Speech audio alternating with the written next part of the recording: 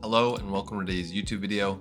Today's topic is why you are losing at chess, and I'm just going to show you so that you know what to look for, and hopefully you can figure out how to solve it on your own. It's actually very quick fixes. So yeah, first example I'm going to go through is you're playing a bad opening, you're not playing your opening properly, and you're not following like the principles of your opening. And that's just kind of all mashed into one. I'm not saying those are all separate things. It's just kind of one big thing. So I'm going to show an example on the Caro-Kann, since that's what I have experience with for beginner level. So you're playing the Caro-Kann, and I don't know, they push, and you play this. They develop like normal. Let's say they play knight f3. You can take here, but some people like me, I prefer developing my knight first, keeps it more complicated. D takes c5 is an option here, but let's say they develop normally with bishop to d3, and here is where you make your first mistake. You play e6. Now, why is this a mistake? Well, it breaks opening principles and it breaks the principles of the Caro-Kann. You left this bishop on c8, so believe it or not, you're actually playing a French now. And I'm being completely serious. This position can also be reached from e4, e6, d4, d5, e5, knight f3, c5, knight f3, knight to c6, and bishop to d3. And notice how we are in the exact same position. So yeah, you're playing a French, and a big problem about the French defense is that this bishop on c8 sucks. Of course, you can take on d4 here, and you are quite fine, but you're breaking the main principle of the Caro-Kann to develop the bishop outside of the pawn chain. So yeah, don't do this. Do what you were supposed to do in the Caro-Kann. Push, and then you develop, they develop their bishop, and when the knight comes out, you're supposed to pin it.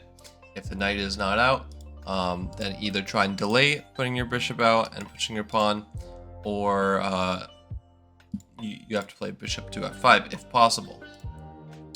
Yeah, that's just the first principle of the Caro-Kann. After that, castles. Now you play e6, your bishop's outside the pawn chain. This is definitely a better version of the opening, and you're not playing the French defense anymore, which is typically hard to play, and I definitely don't recommend it to beginners, since it breaks an opening principle of leaving your bishop on the c8 and blocking it in with the e6 pawn. And of course here, now you kind of just develop normally. Typically in the Caro-Kann, you develop your knight out first with knight to e7 to g6 in these advanced structures. And then you bring your bishop out to e7, for example, and then castle, and I don't know, rook c8.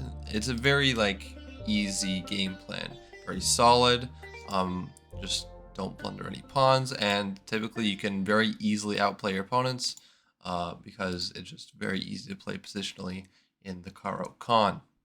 Just don't break any principles, and you're going to start winning your games even more.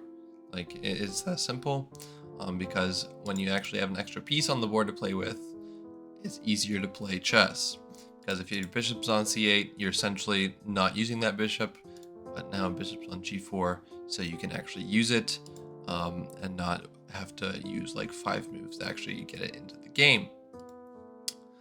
So yeah, next mistake is you do not see tactics. And for this example, I'm going to go into the Jobava London, and we're going to go into the losing line for black here, which is at knight c6. It's not completely lost, but it's pretty bad because you play knight b5, and there's essentially no way to stop this except for e5 here. And I personally prefer to take with the bishop, although taking with the pawn is also perfectly fine. And after knight takes here, then you play pawn takes, and knight to e4 is a line that I've seen quite often. Now, I didn't used to know the move here, and that was shame on me. I didn't study the line that much, and I was like, okay, I can play with basics, right? No, there's only one winning move here, believe it or not. You're up a pawn, but any other move besides the tactical solution here, black is better.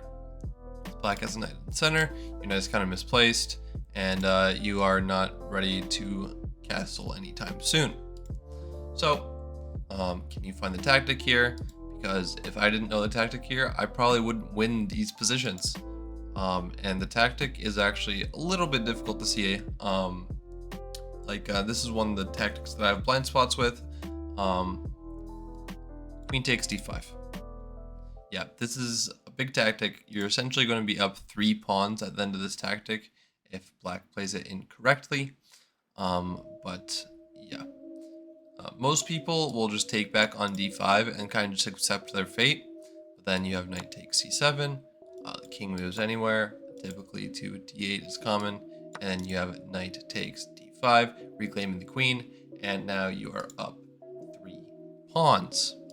So that's just a very simple tactic that I've been missing, or I used to miss. I don't miss it anymore since I've studied the line quite a bit more. So now I know that tactic very well, and I'll see it every time, which is good, and something you should strive to do yourself in openings that you play. Make sure you know the common tactics, and make sure you know when to play them. But yeah, that does it for that section. And the next one is gonna not really be on the board, but the next one's gonna be like you're not using your time correctly. Now, this isn't as big of a deal since a lot of coaches that I've heard just recommend use how much time you need, and make sure you're at least winning on the board if you lose on time.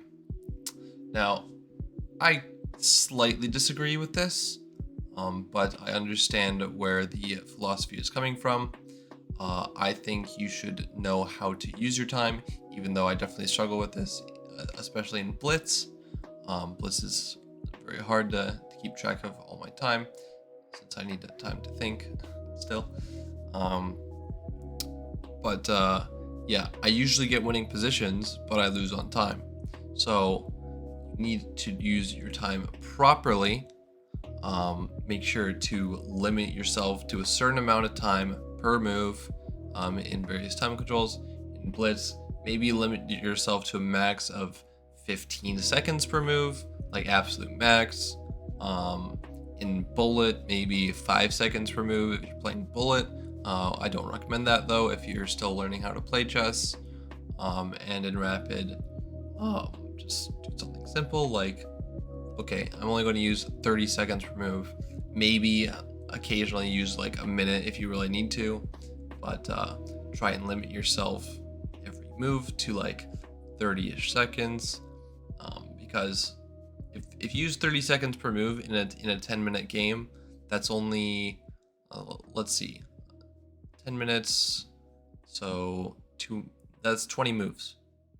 You're only playing 20 moves if you limit yourself to 30 seconds per move in a rapid game, which is not that much. A lot of rapid games last longer if your opponent like isn't absolute doo-doo. So yeah, make sure to limit your time so that you have enough time to win your positions rather than getting a winning position and then losing on time, because then it feels like you haven't really accomplished anything and you're actually going in the wrong direction, even though theoretically you are learning how to just be better than your opponents, and eventually the time usage will come quicker. But yeah, that does it for today's YouTube video. Don't forget to leave a comment down below, like and subscribe, and as always, I will see you in tomorrow's video.